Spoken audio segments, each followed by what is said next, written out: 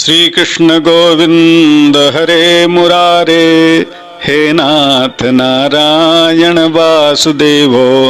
धर्मानुरागी सज्जनों, माताओं एवं बहनों, अधिक मास पुरुषोत्तम मास की कथा चल रही है।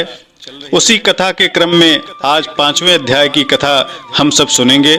जो लोग प्रथम अध्याय से चतुर्थ अध्याय पर्यंत कथा को नहीं सुन पाए हैं, वह हमारे चैनल पर प्लेलिस्ट में जाकर अथवा इसी वीडियो के डिस्क्रिप्शन में जाकर 1 से 4 अध्याय तक की कथा को सुन लेंगे। अधिक मास की यह जो कथा है वह नित्य आनंद देने वाली है।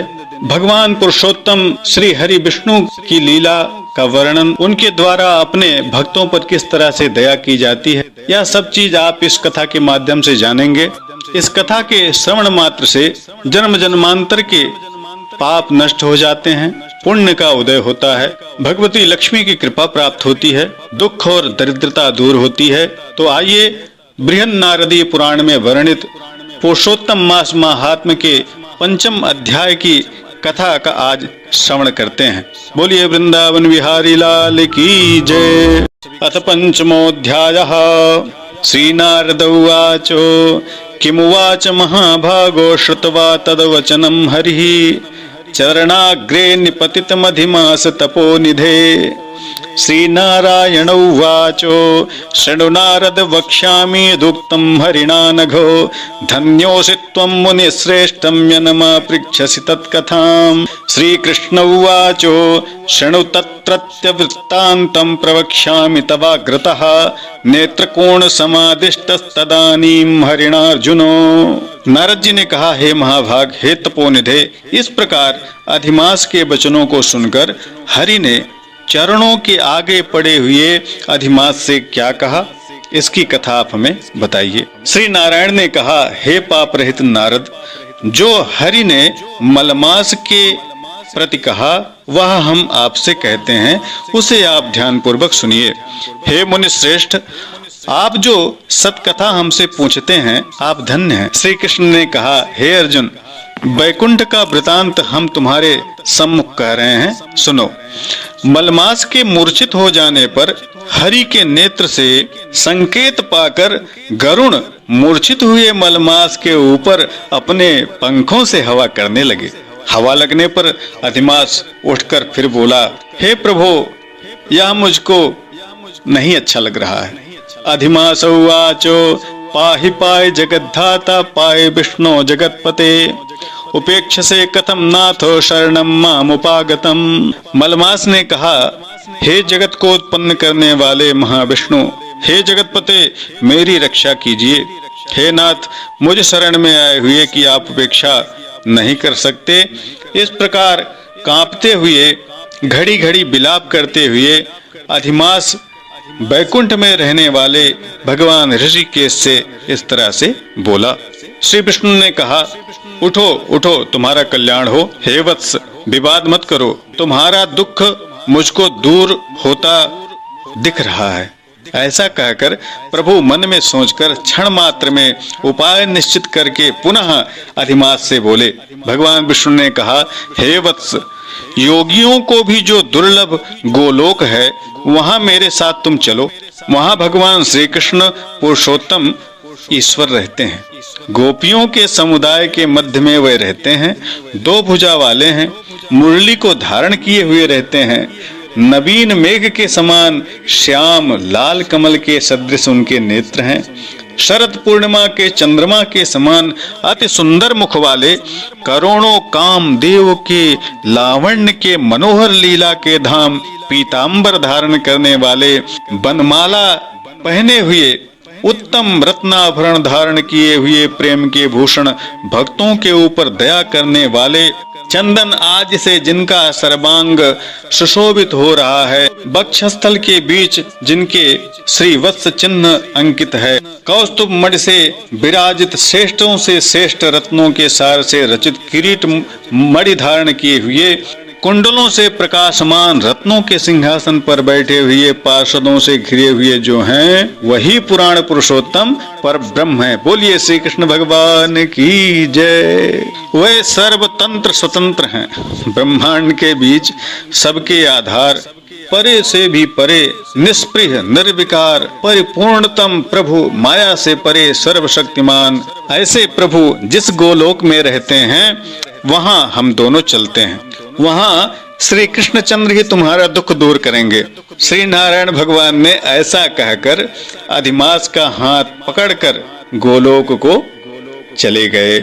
हे मुने, जहां पहले के प्रलय के समय अज्ञान रूप महाअंधकार को दूर करने वाले, मार्ग को दिखाने वाले केवल ज्योतिष स्वरूप जो ज्योति करोड़ों सूर्यों के समान प्रभा वाली नित्य असंख्य और विश्व की कारण थी, तथा उस ज्योति के अंदर मनोहर तीनों लोक विराजित हैं। हे मुने, उसके ऊपर अविनाशी ब्रह्म की तरह गोलोक विराजित है। 3 करोड़ योजन का जिसका विस्तार है, मंडलाकार जिसकी आकृति है, लहलहाता हुआ साक्षात मूर्तिमान तेज का स्वरूप है, जिसकी भूमि रत्नमय है, योगियों द्वारा स्वप्न में भी जो अदृश्य है परंतु जो विष्णु के भक्तों से गम्य और दृश्य है। ईश्वर ने योग द्वारा जिसे धारण कर रखा है, ऐसा उत्तम लोक अंतरिक्ष में स्थित है। आदि व्याधि बुढ़ापा मृत्यु शोक भय आदि से रहित है।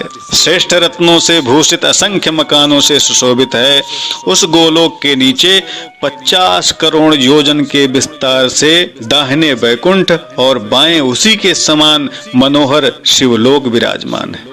1 करोड़ योजन विस्तार के मंडल का वैकुंठ शोभित है। वहां सुंदर पीतांबरधारी वैष्णव रहते हैं। उस वैकुंठ के रहने वाले शंख चक्र गदा पद्म धारण किए हुए लक्ष्मी के सहित चतुर्भुज हैं। उस वैकुंठ में रहने वाली स्त्रियां बजते हुए नूपुर और करधनी को धारण करती हैं। सब लक्ष्मी के समान तेज वाली और रूपवती हैं। गोलोक के बाएं तरफ जो शिवलोक है उसका करोड़ योजन विस्तार है और वह प्रलय शून्य है। सृष्टि में पार्षदों से युक्त रहता है। बड़े भाग्यवान शंकर के गण वहां निवास करते हैं।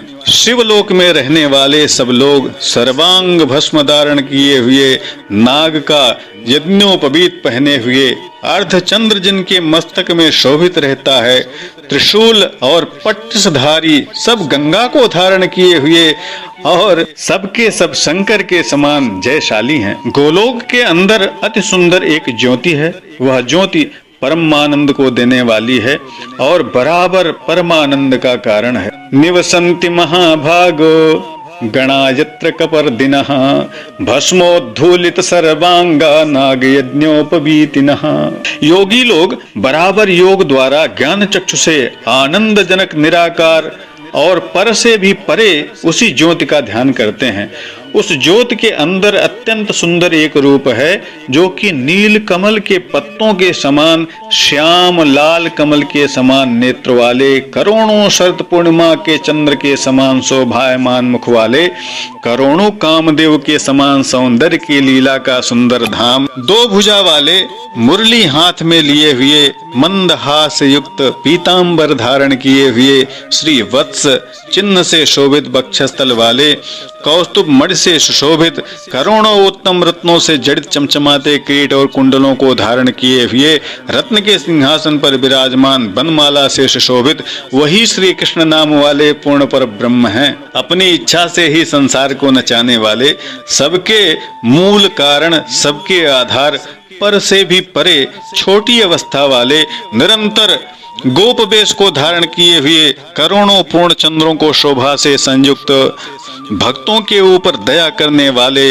निष्प्रिय विकार रहित, परिपूर्णतम स्वामी, रास मंडप के बीच में बैठे हुए, शांत स्वरूप, रास के स्वामी, मंगल स्वरूप, मंगल करने के योग्य, समस्त मंगलों के मंगल, परमानंद के राजा, कभी भी नाश न होने वाले, विकार रहित, समस्त सिद्धों के स्वामी, संपूर्ण सिद्धि के स्वरूप, अशेष सिद्धियों के दाता, माया से रहित, ईश्वर गुण रहित, नित्य आदि पुरुष, अव्यक्त, अनेक हैं नाम जिनके, अनेकों द्वारा स्तुति किए जाने वाले, नित्य स्वतंत्र अद्वितीय शांत स्वरूप भक्त को शांति देने में परायण ऐसे परमात्मा के स्वरूप को शांत और शांत चित्त वाले जो विष्णु भक्त हैं वे ध्यान करते हैं। ध्यायन्ते वैष्णवा शांता शांतम शांति परायणम एवं रूपम परम बिभ्रत भगवानेक जेव सहा।